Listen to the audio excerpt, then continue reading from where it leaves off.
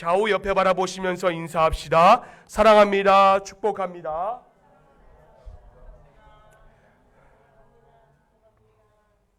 우리 앞뒤로도 우리 한번 합시다. 사랑합니다. 축복합니다.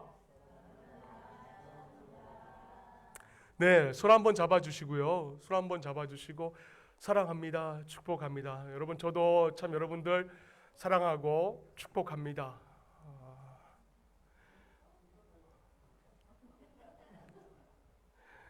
오늘 이곳에 오신 모든 분들께 하나님의 은혜가 함께 임할 수 있기를 주님의 이름으로 축원을 드립니다.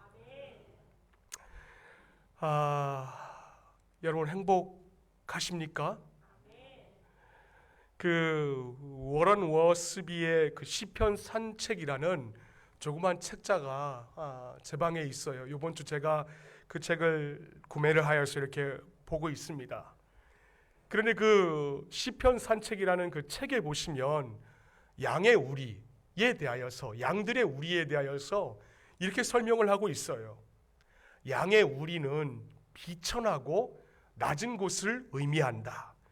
그리고 이렇게 비천하고 낮은 곳을 말하는 것을 보면은 하나님께서는 우리의 가진 어떤 직업에 귀하고 천한 것을 보시는 분이 아님을 알 수가 있다. 하나님은 우리가 뭐 놀랍고 대단한 일을 해서 관심을 가지시는 분이 아니다 라고 그렇게 그 워런 워스비라는 자가 시편 산책에서 그렇게 이야기를 하고 있습니다. 제가 그 책을 이번 주에 한번 읽어보면서 곰곰이 한번 생각을 해보았어요. 여러분 어떻게 생각하십니까? 보세요. 우리 고아중간 공동체 안에만 하더라도 여러의 직업을 가지시고 계신 분들이 참 다양하잖아요. 국밥집을 하고 계시는 분도 계시고, 또 갈비를 파시는 분도 계시고, 또 요양보호사로 계시는 분도 계시고, 또 의사도 계시고, 또 농협에서 근무하시는 분도 계시고, 또 학생도 있고, 또 가정주부도 있고, 여러 부분에 있어서의 직업을 다 다양하게 갖고 있어요. 이런 차원에서 우리가 영적으로 제가 한번 바라봤습니다. 여러분 보세요. 하나님 보시기에 성도들이 많이 모이는 대형교회에서 설교하는 목사가 귀할까요? 아니면 이렇게 구미시, 고아읍 이 시골에서 70명도 안 되는 사람들을 데리고 1년 6개월 동안 정말 말 치지리도 안 듣는 분들을 데리고 목회하는 목사가 귀할까요? 여러분 어떤 분이 더 귀하겠습니까? 정답은요, 둘 중에 자신의 자리에서 최선을 다하는 자가 하나님 앞에 귀한 자라는 것이에요. 뭐 작은 시골 교회이든 큰 대도시의 뭐 어떤 메가처치이든 간에 그 자리에서 묵묵하게 목사로서 또 직분자로서 내가 얼마나 맡은 자리에서 최선을 다하고 있는가, 이게 바로 하나님이 바라보시는 귀한 관점이라는 것입니다. 제가 왜 이런 생각을 가졌냐면요, 여러분 오늘 무슨 주일입니까? 스승의 주일이에요. 스승의 주일이잖아요. 이런 차원에서 저도 우리 고아중간 공동체의 스승이고, 여러분은 여러분 가정에서의 믿음의 스승인 것입니다. 그렇다면은 저나 여러분은 또 공동체나 또 가정에서 자녀들의 어떤 스승으로 우리가 하나님 앞에서 얼마나 최선을 다하고 있는가라는 거예요. 지난 화요일부터 이런 생각을 좀 가졌어요. 그래서 문득 제 마음에 생각나는 부분이 있어가지고 공동체에 속하여 있는 몇몇 분들에게 제가 전화를 드렸습니다. 따르르르릉, 안녕하세요 목사님. 네 집사님. 행복하세요? 행복하시다 그래요. 신앙생활은 행복하세요? 목사가 전화했으니까 모두가 다 불행하다고 얘기는 못하죠. 모두가 다 행복하시다라고 말씀을 하십니다. 그런데요, 제가 원한 답변은 사실 그게 아니에요.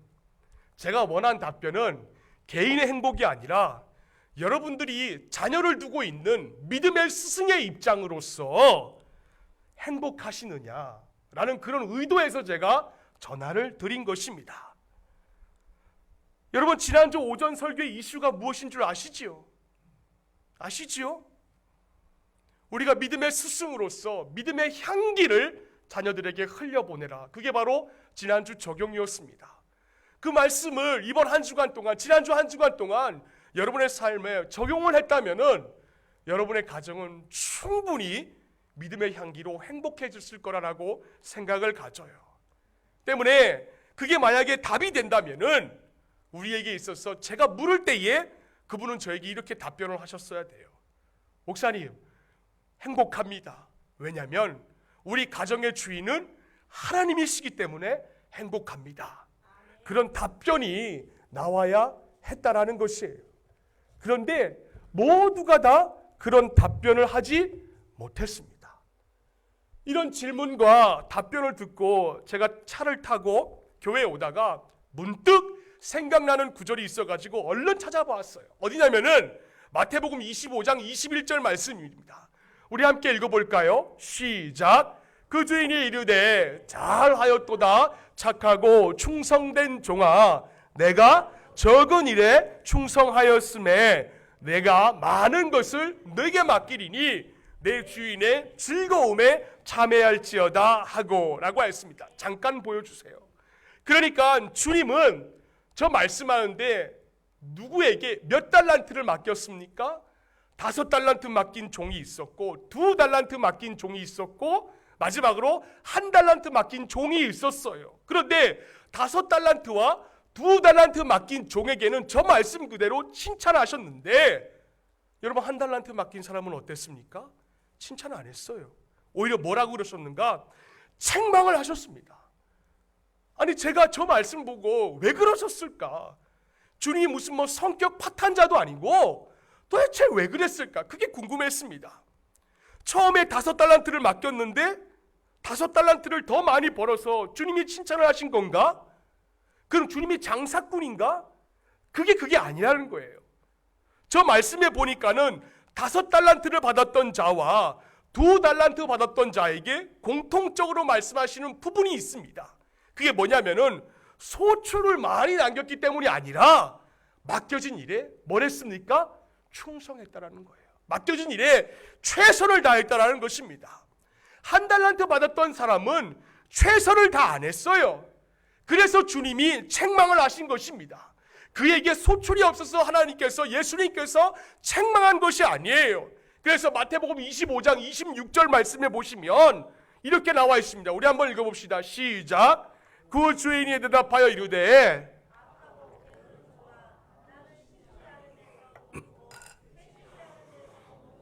내가 알았느냐. 여러분 보세요. 주인은 지금 1달란트 가진 자에게 뭐라고 책망하고 있습니까?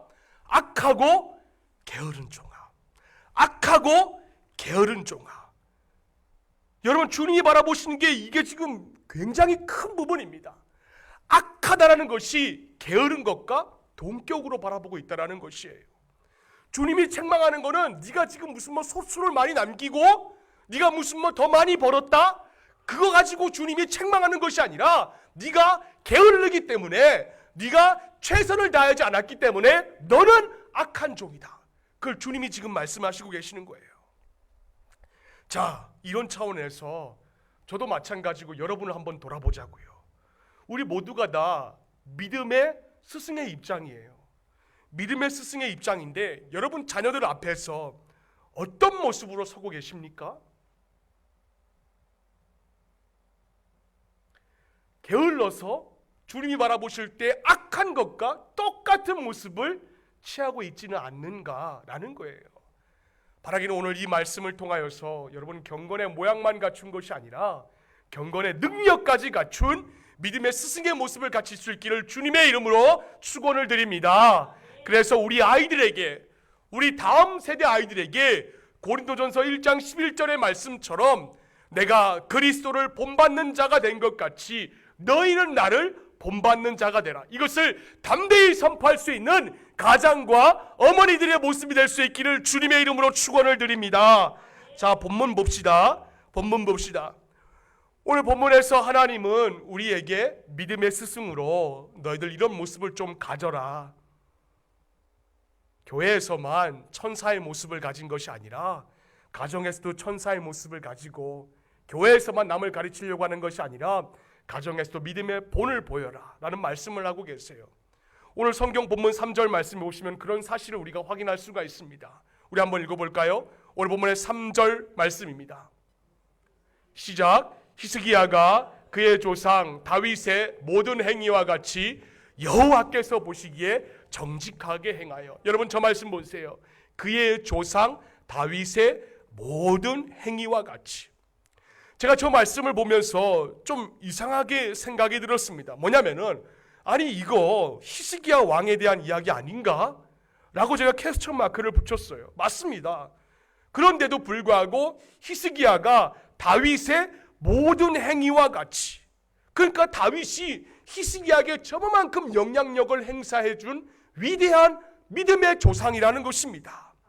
한 사람의 신앙과 한 사람의 삶을 이야기하면서 그 사람의 평가 기준이 누구인가?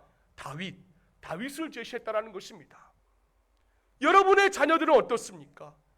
여러분의 자녀들의 이 신앙과 삶을 얘기할 때에 나의 신앙과 나의 삶의 기준은 내 아빠야, 내 엄마야, 그런 얘기를 여러분 들려주고 있습니까? 그런데도 놀랍게도 히스기야는 그 기준점을 자기의 할아버지인 다윗을 제시하고 있다는 거예요. 여러분 3절 다시 한번 봅시다. 히스기야가 그의 조상 다윗의 모든 행위와 같이 여호와께서 보시기에 정직하게 행하여. 히스기야는 다윗의 신앙을 그대로 본받았던 자였습니다. 때문에 우리는 히스기야의 신앙과 삶에 투영된 그 다윗의 모습을 우리가 발견할 수가 있어요. 구약 성경을 잘 연구해 보면은 이 말씀과 같이 성도들, 특히 이스라엘 왕들과 신앙과 삶을 언급할 때에 항상 그 평가 기준이 되는 인물이 바로 누구였는가? 첫 번째 줄에 기록되어 있는 대로 다윗이었어요. 머리 그만 만지고 이젠 보여줘요. 역대하 34장 2절로부터 3절까지 말씀 한번 봅시다. 우리 한번 읽어볼까요? 시작. 여호와 보시기에 정직하게 행하여 그의 조상 다윗의 길로 걸으며 좌우로 치우치지 아니하고 아직도 어렸을 때에 곧 왕위에 있은 지 8년에 다윗의 하나님을 비로소 찾고 제12년에 유다와 예루살렘을 비로소 정결하게 하여 그 산당들과 아세라 목상들과 아로 새긴 우상들과 부어 만든 우상들을 제거하여 버리매라고 하였습니다. 여러분 저 말씀 요시야 왕에 대해서 설명하고 있는 말씀인데 누구와 지금 비교를 하고 있습니까? 그의 조상 다윗의 길로 걸으며. 그러니까 그는 그의 조상 다윗의 하나님을 비로소 찾고, 그러니 다윗은 믿음의 선조로서 그 후손들에게 늘 누구를 제시했는가? 다윗이 바로 믿음의 기준점이었다라는 것입니다. 여러분 다윗의 아들이 누굽니까? 다윗의 아들은 솔로몬이었어요. 그런데 솔로몬에게 난 아빠처럼 살아야 돼. 그리고 히스기야에게는 다윗 할아버지처럼 살아야 돼. 이런 도전감을 심어주었다는 것입니다. 저는 우리 공동체에 있는 가장들이 좀 자녀들 앞에서 이런 믿음의 당당함이 좀 회복이 되었으면 참 좋겠어요. 물론 여러분 다윗이 뭐 완전하다? 그런 거 아닙니다. 여러분 그러나 그럼에도 불구하고 사도행전 13장 22절 말씀해 보시면 하나님은 이런 불완전한 다윗에 대해서 이렇게 말씀하십니다. 우리 다 함께 읽어보겠습니다. 시작. 다윗을 왕으로 세우시고 증언하여 이르시되 내가 이새의 아들 다윗을 만나니 내 마음에 맞는 사람이라 내 뜻을 다 이루시리라 하시더니 아멘입니다. 하나님께서 그 불완전한 다윗을 바라보면서 뭐라고 말씀하셨다고요? 내 마음에 맞는 사람. 왜 그러셨을까요? 그렇게 밧세바와 간음하고 그렇게 수많은 죄를 저질렀고 그런 다윗을 향하여서 왜 하나님은 저자가 내 마음에 맞는 사람이다. 왜 그랬을까요? 제가 이게 풀리지를 않는 거예요. 우리도 그렇잖아요. 뻑하면은 시험 들고 뻑하면은 교회에서 안 나오고 뻑하면은 예배 안 나와서 잠수 타고 뭐 시험거리가 한두 가지가 아니에요. 그런데 그런 거에서 있으면서도 뭐 이것 때문에 목사는 맨날 불 끄러 다니기 바쁘고 시험 문제 풀러 다니기 바쁘고 그런 모습 바라보면서 하나님 왜 저런 사람들이 하나님 앞에 큰 은혜를 받아야 되겠죠? 이거와 똑같은 거예요. 이게 풀리지를 않는 겁니다. 그러다가 오늘 본문의 3절의 말씀 보니까 그 문제가 풀렸어요. 3절 말씀에 보니까 여러분 히스기야의 신앙을 뭐라고 합니까? 여호와께서 보시기에 정직하게 행하여. 여러분 이 말은요 하나님 앞에서 올바른 신앙, 일관성 있는 신앙을 의미합니다. 그러니까 히스기야를 보면 누구를 알 수 있는가? 그의 할아버지인 다윗을 알 수가 있다는 거예요. 물론 사람마다 기복이 있어요. 그거 알죠? 잘 나가다가 어떻게 갑니까? 목사님 그런데요 하는 것처럼 우리 신앙의 여정에도 가끔 가다가 잠수 탈 때가 싶을 때가 있어요. 그런데요 요즘 와서 제가 참 느끼는 게 뭔지 아십니까? 꾸준함이 능력이다라는 거예요. 꾸준함이.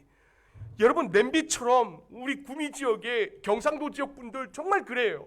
냄비처럼 막 끓을 땐요 확 끓다가 딱 불 끄면은 양은 냄비처럼 확 식어가는 것, 그런 모습과 똑같은 분들이 얼마나 많이 있는지 몰라요. 여러분 그런 신앙을 가지고 있으면 정말 곤란해요.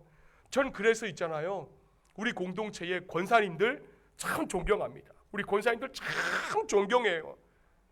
그분들은요 정말 꾸준하세요. 권사로서 할 말과 안 할 말을 구분 지으세요. 참 다음 세대들에게 다른 세대가 되지 않게 하기 위하여서 우리 공동체의 권사님들 믿음의 볼을 보여주시겠다는 것에 대해서 늘 마음속으로 참 감사해요. 그리고 제 마음으로도 참 큰 도전을 받습니다. 마치 본문의 다윗과 같아요. 여러분 다윗은 믿음의 선조로서 히스기야에게 몇 가지 가르침을 베풀었습니다. 그게 무엇인가요? 몇 가지가 발견되지만 오늘 이 시간에는 딱 한 가지만 제가 말씀을 드리려고 그래요. 그건 다른 것이 아니라 하나님을 의지하는 신앙을 가졌다라는 것입니다. 오늘 본문 5절 말씀 우리 한번 읽어볼까요? 시작. 히스기야가 이스라엘 하나님 여호와를 의지한데 그 다음 뭐라 그랬죠? 그의 전후 유다 여러 왕 중에 그러한 자가 없었어요. 전후 유다 여러 왕 중에 그러한 자가 없었어요. 히스기야가 이스라엘 하나님 여호와를 의지하였어요. 여러분 그 증거가 무엇입니까? 7절 상반절 말씀 보니까는 그는 이방인의 산당과 우상을 제거하였어요. 그리고 그렇게 강대국인 아수르의 힘을 의지하지 않고 오히려 강대국의 힘을 배척하였습니다. 블레셋을 공격하는 등 주변의 그 수많은 강대국들과 연합 세력을 짜지 않았어요. 이것도 역시 누구의 신앙을 이어받았냐면은 하나님을 의지했던 다윗의 신앙을 그대로 배운 것입니다. 여러분 흔히 자기가 약하잖아요. 자신의 나라가 약소국이면은 자연스럽게 누구를 의지하냐면은 옆에 강대국과 협약을 맺습니다. 그런데 히스기야는 그렇게 하지 않았다라는 거예요. 여러분 그렇다면 이 모습이 어디서 흘러나왔겠습니까? 그의 먼 세대 위인 다윗 할아버지에게서 답이 나왔다라는 것이에요. 다윗밖엔 답이 없습니다. 그는 본래 여러분 다윗의 출신이 뭐예요? 목동 출신이었습니다. 그는 목동일 때도 그렇고 왕이 된 이후에도 세상의 재물이나 권력을 의지하지 않았어요. 보세요. 왕 된 이후에 다윗이 뭐라고 고백을 했는지 시편 18편 1절로부터 2절까지 말씀입니다. 우리 한번 읽어볼까요? 시작. 나의 힘이신 여호와여 내가 주를 사랑합니다. 여호와는 나의 반석이요 나의 요새시요 나를 건지시는 이시요 나의 하나님이시요 내가 그 안에 피할 나의 바위시요 나의 방패시요 나의 구원의 뿌리시요 나의 생성이시로다. 아멘입니다. 여러분 왕된 이후에도 다윗이 지금 나의 뭐라고 합니까? 몇 번 얘기하고 있어요? 반성이시요 왕인데도 요새시고 왕이 하나님이 나의 방패시고 하나님이 나의 바위시고 나의 산성이시로다. 여러분 그가 이런 신앙을 잘 나타내주는 대표적인 게 바로 사무엘상 17장에 나타나고 있는 골리앗을 이긴 사건입니다. 골리앗은요, 여러분 무장을 하고 기골이 장대한 장수였어요. 반면에 다윗은 어땠습니까? 왕인 사울이 있었습니다. 그런데 다윗은 그 왕인 사울의 갑옷도 정말로 견디지 못할 정도로 초라한 16살의 소년이었어요. 그런데 그런 16살의 소년이 정말 기골이 장대한 골리앗과 어떻게 맞설 수가 있었겠습니까? 사무엘상 17장 45절 말씀 우리 한번 읽어봅시다. 그의 신앙을 엿봅니다. 우리 다 함께 읽어봅시다. 시작. 다윗이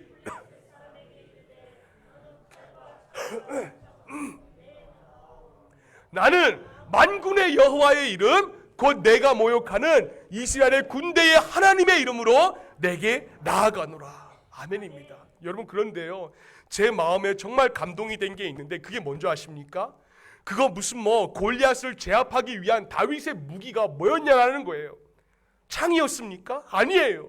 여러분, 골리앗은요 칼과 단창으로 다윗에게 나갔지만은 그 16살의 소년은 뭘 들고 나갔는가? 사무엘상 17장 40절 말씀에 보니까 이렇게 나와 있습니다. 손에 막대기 가지고 시내에서 매끄러운 돌 5개 골라서 자기 목자의 제구 곧 주머니에 넣고 손에 물매를 가지고 블레셋 사람에게 나아가니라. 그러니까 뭐예요?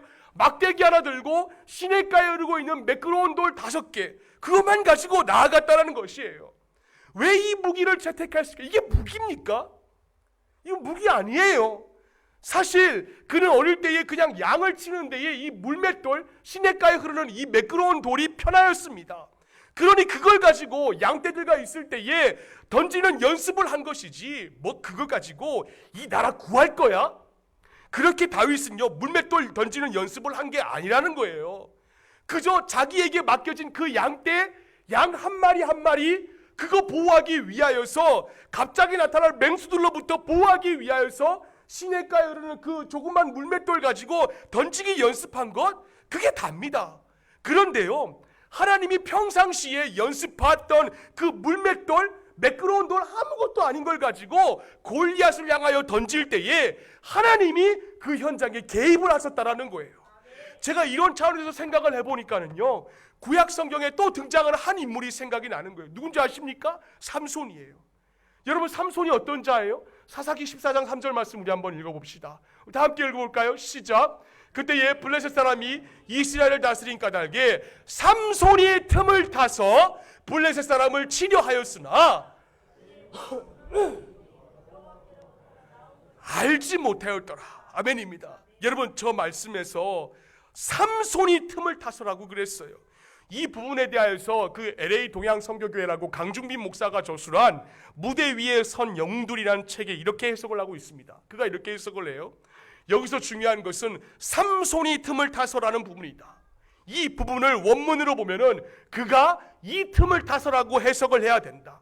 여기서 그는 삼손이 아니라 하나님이다. 제가 이 부분을 읽고요, 제 허벅지를 목양실에서 한 대 쳤습니다. 왜냐하면은 여러분, 삼손이 지금 어떤 상황인가? 나실임에도 불구하고 철부지라고 얼굴만 이쁘다고 해가지고 여자에게 막 침 질질 흘리고 막 반하고 막 그랬어요. 그리고 부모에게 가서 이 삼손이 어떻게 때릴 수가 있냐면은 나 저 여자와 결혼시켜달라고, 저 여자와 결혼 안 시켜주면 나 자살할 거라고, 그렇게 철부지의 모습을 가졌었던 자였습니다. 그랬던 자가 그의 이면에는 뭐가 작동을 하고 있었냐면은 하나님이 이 틈을 타서 하나님이 개입하심이 그 현장에 있었다라는 거예요. 그런데 부모는 그걸 몰랐습니다. 철없는 자녀들의 삶 속에 하나님이 개입하시기 위한 그가 이 틈을 타서를 통하여서 하나님은 그렇게 속썩이는 자녀들에게 반전의 기회로 하나님이 삼으신다라는 거예요. 보세요. 사사기 15장 15절 말씀 다시 한번 볼까요? 우리 한번 읽어볼까요? 시작. 삼손이 나귀의 새 턱뼈를 보고 손을 내밀어 집어들고 그것으로 1000명을 죽이고, 아멘입니다. 여러분, 나귀 턱뼈 하나 들고 1000명 죽여버렸어요. 나귀 턱뼈가 무슨 무기입니까? 시냇가에 흐르는 돌멩이 5개가 무슨 무기입니까? 자료에 찾아보니까요, 나귀 턱뼈는요 400g 밖에 안 돼요. 25cm 채 안 됩니다. 30cm 채 안 돼요. 그런데 그걸 들고 나귀 턱뼈가 얼마나 대단하다고 그거 가지고 1000명이나 죽일 수가 있겠냐라는 거예요. 불가능하죠. 거기에 누가 개입하셨습니까? 하나님의 개입하심. 이 틈을 탄 하나님의 개입하심이 있었기 때문에 나귀 턱뼈로 1000명을 죽일 수가 있었던 것이에요. 이거 다윗도 마찬가지입니다. 그가 물맷돌 들고 나갈 때에, 골리앗 앞에 들고 나갈 때에 그 현장에 누가 있었는가? 하나님의 개입하심, 그 선택이 하나님이 거기에 계셨기 때문에 골리앗이 쓰러질 수가 있었던 것이에요. 무엇을 말씀드리는 건지 여러분 감 잡히십니까? 다윗이 사용한 물맷돌 5개 마찬가지고, 그 우락부락한 삼손이 사용한 그 나귀 턱뼈, 그것도 마찬가지로 세상의 사람들이 바라볼 때는 한심하고 초라하고 형편없는 무기이지만은, 작고 초라하고 이해될 수 없지만은 거기에 하나님이 개입하시니까는 기가 막힌 도구로 변할 수가 있었다라는 것입니다. 요즘 신학 부분에서 여러분 출애굽 3세대라는 말이 있어요. 출애굽 1세대는 모세와 함께 홍해를 건넌 자들이었습니다. 그들은 홍해를 갈라지는 기적을 눈으로 체험하였고 만나를 제공해 주신 하나님도 체험을 하였으므로 그야말로 정말 마실 것도 없는 강야에서 매일매일 하나님의 은혜를 체험해야지만이 살 수 있었던 자들이었습니다. 그런가 하면 출애굽 2세대는 누구인가? 우리예요. 부모들이 하나님의 은혜를 얼마나 많이 누리며 살았는지 그걸 두 귀로 듣고 그렇게 산 자들입니다. 그래서 그들은 비록 홍해가 갈라지는 현장에는 없었지만은 부모들이 광야에서 어떻게 받은 은혜를 들으면서 자란 세대들이에요. 그래서 부모님께서 또 권사님께서 말씀하신 하나님의 은혜가 이거구나, 그렇게 도전을 받으며 들은 세대가 바로 출애굽 2세대 기성세대들이 바로 우리들입니다. 그런데 문제는 뭐냐면은 출애굽 3세대들이에요. 출애굽 3세대. 여러분 사사기 2장 10절 말씀 우리 다시 한번 읽어봅시다.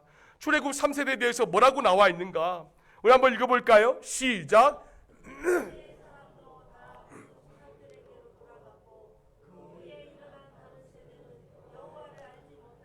여호와께서 이스라엘을 위하여 행하신 일도 알지 못하였더라. 아멘입니다. 여러분 보세요. 두 번째 줄에 다른 세대가 아니에요. 자신의 후손인데 다른 세대라고, 다른 세대로 나와 있습니다. 자신의 후손인데, 신하가 내 아들인데 다음 세대가 되어야 되는데 다음 세대로 기록이 되어 있지 않고 다른 세대로 기록이 되어 있다는 겁니다. 여러분 원래대로 하면 다른 세대가 되면 안 돼요. 다음 세대가라고 표현이 됩니다. 근데 성경에서는 다음 세대가 아니라 너와는, 부모와는 다른 세대라고 표현이 되고 있어요. 여러분 이 사실을 우리 가정에 그대로 한번 적용을 한번 해봅시다. 출애굽 1세대는 우리의 믿음의 선조들이에요. 과거 1990년대 우리 믿음의 선조들, 전쟁을 경험하고 보릿고개가 있어가지고 늘 하나님께 기도만 할 수 없었던 세대들. 그런가 하면은 출애굽 2세대는 이제 우리입니다. 부모들이 어떻게 은혜를 받아 누렸는지 그 감동을 그대로 눈물로 전해주신 것을 들으면서 자란 우리 세대예요. 이런 관점에서 보면은 출애굽 3세대는 우리 공동체에서 맨날 핸드폰 만지고 있는 애들, 예배 시간에도 맨날 핸드폰 만지고 있는 애들, 그 아이들이에요. 그 아이들 여러분의 자녀들입니다. 예수 믿는 가정에서 태어나서 덕분에 어릴 때부터 교회 다니면서 기독교 문화에 속해 살고는 있어요. 이름도 참 좋죠. 믿을 신자에 뿌리 근자, 믿을 신자에 열매 아자. 얼마나 좋아요? 내가 틀렸나? 열매 아자 아닌가? 뭐예요? 아자가 무슨 아자입니까? 뭐요? 아자가 무슨 아자예요? 뭐요? 싹아자. 그래, 믿음의 싹. 이름은 참 좋죠. 믿을 신자에 뿌리 근자.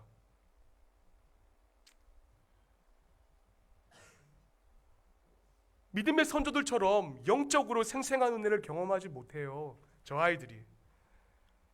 제가요, 우리 노예에 후원하고 있는 고아에 있는 저 진격교회가 있어요. 고아부대 진격교회에 그 박호기 목사님이란 분이 계시는데 그분의 이야기를 들으면 참 가슴이 아파요. 군부대 목사님, 군종입니다.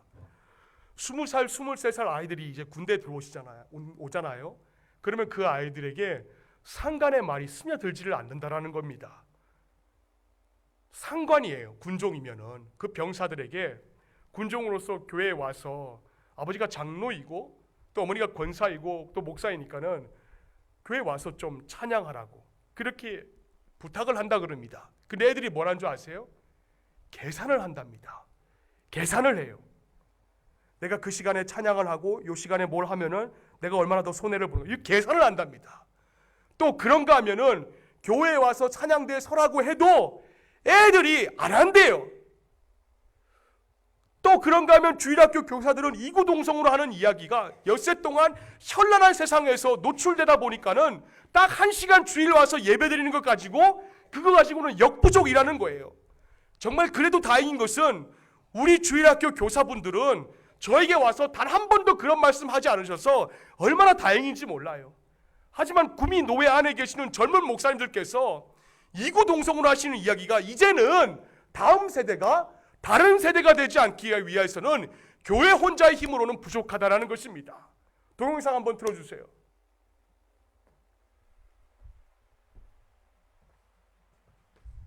교회 학교 문제를 진단해보고 있습니다. 어린이들의 신앙교육, 교회에만 맡겨두면 되는 걸까요? 최근 교육 전문가들과 교회 학교 현장에서는 다음 세대 신앙을 세우는 데 있어 부모의 역할의 중요성을 강조하고 있습니다. 이승규 기자가 보도합니다. 한국기독교목회자협의회가 지난해 실시한 한국인의 종교생활과 신앙의식 조사를 보면 학생들은 자신의 신앙에 가장 영향을 끼치는 사람으로 어머니를 뽑았습니다. 목회자들 역시 교회 학교 성장을 위한 동력을 묻는 질문에 부모를 1위로 응답했습니다. 다음 세대 신앙 양육에 부모의 역할이 중요하다는 목소리가 높아지는 가운데 장신대 기독교 교육과 신영섭 교수는 일주일에 168시간 중 교회 학교에서의 1시간만으로 자녀의 신앙을 바르게 세울 수 있다는 생각부터 바꿔야 한다고 말합니다. 성경에서도 앉았을 때는 예언할 때든지 부지런히 가르쳐 지켜야 하는 것이 다음 세대 신앙 전체의 원리이지만 우리가 그동안에 우리 자녀의 신앙 양육의 책임을 교회 학교에 맡겨놓고 부모의 역할은 영적인 택배 서비스만 해왔던 자녀의 신앙 교육에 있어 부모 역할의 중요성은 선교 초기부터 강조되어 왔습니다. 1919년 평양신학교 곽한현 교수가 발간한 목사 집업에도 주일학교는 부모가 가르치는 것을 보충할 뿐이니 그 책임을 내려놓고 맡길 수 없다고 나와 있는 등 한국교회 초기 믿음의 조상들도 신앙전수의 책임을 부모에게 두었다는 겁니다. 최근에는 부모 역할의 중요성을 인식한 교회들이 부모교육 프로그램을 개발해 진행하고 있습니다. 서울충신교회와 경기도 성남의 우리들 교회 등은 부모교육을 운영하고 있고 서울 반포교회는 지역별로 구성되어 있던 목장 모임을 올해부터는 자녀의 연령별로 편성해 운영하기 시작했습니다. 삶의 중심의 이야기인 자녀 연령별로 나이를 묶어서 이야기를 하게 되면 구체적으로 함께 고민하고 있는 것들이 등장하게 되고 기도 제목으로 나누어지게 되고 어떻게 말씀 안에서 양육할 수 있을까 고민하는 자리가 많이 되고 자녀들의 나이대가 비슷하다 보니 목장 모임에서는 자녀들의 신앙 교육을 위한 고민을 나눌 수 있어 부모들에게 좋은 반응을 얻고 있습니다. 비슷한 고민으로 뭉치게 되어 있으니까 얘기가 더 밀도 있게 나오고 그런 부분에 같이 놓고 기도하게 되면 그게 이제 좀 시간이 쌓이면 확실히 도움된다고 느끼지 않을까 싶어요. 반포교회는 모든 가족 구성원이 함께 모이는 기도회와 자녀 연령대별로 구별해 개최한 세미나도 열고 있습니다. 교회와 가정이 다음 세대 신앙 교육을 위해 긴밀히 협력하고 있습니다. 교회에서는 아이들을 두고 가정에서 실천하고 이럴 때 이 아이의 신앙이 세상 앞에 함부로 타협하지 않고 세상을 이끌어갈 만한 영성의 실력을 갖춘 아이들로 자라는 것은 저는 분명히 하나님께서 하신 일이라고 생각합니다. 부모가 신앙 전수의 책임자라는 인식을 분명히 해야 한국교회 다음 세대에 희망이 있다는 지적에 부모와 교회 모두 귀를 기울여야 할 것으로 보입니다. 네. 뉴스 이승규입니다. 여러분 그럼 우리는 어떻게 해야 될까요? 여러분 자녀 어디 갔어요?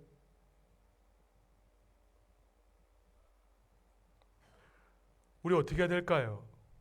우리 다음 세대가 다른 세대가 되지 않기 위해서는 우리가 어떻게 해야 될까요?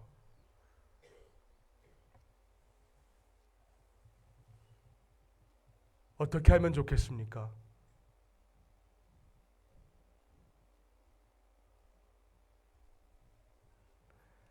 가정의 패러다임을 바꾸십시다. 여러분 행복하십니까? 우리 시편 8편 4절 말씀 우리 한번 읽어볼까요? 시작. 사람이 무엇이기에 그를 생각하시며 주께서 그를 돌보시나이까. 아멘입니다. 여러분, 사람이 무엇이기에 주님께서 이렇게까지 생각하여 주시며 사람의 아들이 무엇이기에 주님께서 이렇게 돌보아 주십니까? 주님께서는 그를 하나님보다 조금 못하게 하시고 그에게 존귀하고 영화로운 왕관을 씌워주셨습니다. 세번역 성경에는 그렇게 기록이 되어 있어요. 그러니까 우리의 가치는 자격 없는 우리에게 존귀하고 영화로운 왕관을 씌워주시는 하나님이 우리 가정의 주인 되어 주실 때만 나타난다는 것입니다. 여러분, 만약에 이 땅에 복음이 안 들어왔어요. 우리가 아직도 예수님이 누구인지 몰라요. 그러면 저는 당연히 목사가 안 되었을 것입니다. 그럼 저는 어떤 인생을 살았을까요? 아마 평생 전신마비 환자로 삶을 살거나 아니면 그냥 20살에 자살을 했을지도 모를 그런 인생이었습니다. 어떻게 살고 있을지는 장담할 수 없지만은 그런 한 가지 확실한 건 있어요. 뭐냐면은 지금보다는 행복할 수가 없다라는 것이에요. 그래서 제가 출애굽 2세대들에게 부탁하고 싶은 거는 딱 이거 한 가지입니다. 여러분, 교회에서 천사이시지요? 가정에서 천사가 되세요. 교회에서만 집사 되지 마시고 가정에서 집사가 되세요. 교회에서만 권사 되지 마시고 가정에서도 권사가 되세요.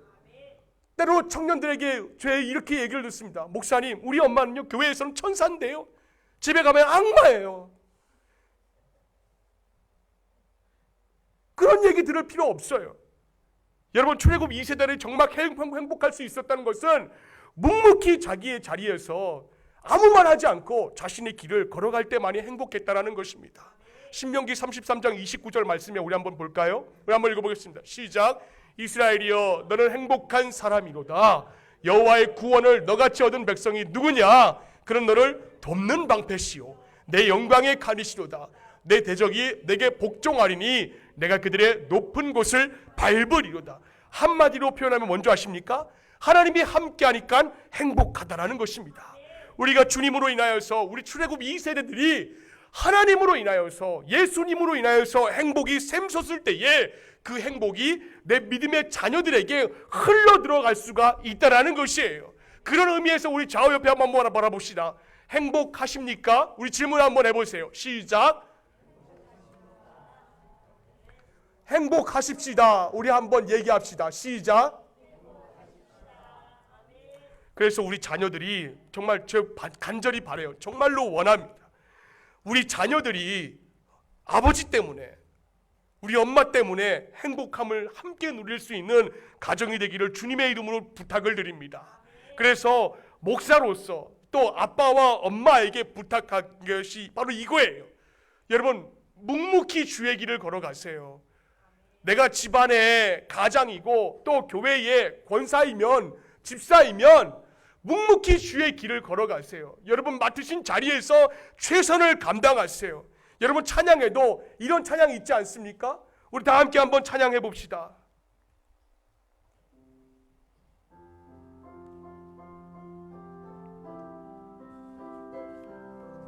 나는 가리라, 주의 길을 가리라. 나는 가리라, 나는 가리라, 주의 길을 가리라. 주님 발자취를, 주님 발자취를 따 나는 가리라, 나는 가리라, 나는 가리라, 주의 길을 가리라. 주님 발자취를 따라 나는 우리 다 함께 합시다. 나는 가리라, 나는 가리라, 주의 길을 가리라. 주님 발자취를 따라, 주님 발자취를 따라 나는 가리라, 나는 가리라, 나는 가리라, 나는 가리라, 주의 길을 가리라. 주님 발자취를 발자취 따라 나는 비바람이 앞길을 막아도 나는 가리라. 비바람이 앞길을 막아도 나는 가리. 주의 길을 가리. 아멘. 눈보라가 앞길을 가려도 나는 가리. 주의 길, 이 길은 영광의 길, 이 길은 영광의 길, 이 길은 승리의 길, 승리의 길. 나를 구원하신 주님이 십자가 지고 가신 길, 나는 가리라. 주의 길을 나는 가리라. 주의 길을 가리라. 주님 발자취 따라 나는 가리라. 나는 가리라.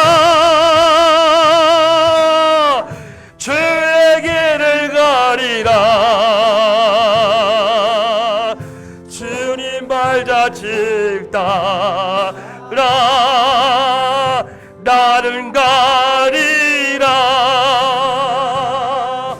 여러분, 이번 한 주간 하나님과 함께 하심으로 인하여서 방금 부른 찬양처럼 나는 가리라, 하나님과 함께 가리라, 주님 부르신 사명 따라 나는 가리라. 여러분, 그런 가정이 될 수 있기를 바랍니다. 우리 기도 제목을 가지고 하나님 이 시간 내가 하나님께 맡아주신 직분과 불러주신 소명과 맡겨주신 사명이 있는데, 교회 안에서만 하나님 내가 직분자였고, 교회 안에서만 내가 집사였고, 교회 안에서만 내가 권사였습니다. 자녀들을 내가 올바로 양육하지 못하였습니다. 하나님, 이제는 믿음의 2세대로서 출애굽 3세대들에게 믿음의 본을 보일 수 있는 나의 모습이 되겠다고 결단의 기도를 주여 외친 후에 우리 다 함께 통성으로 기도하겠습니다.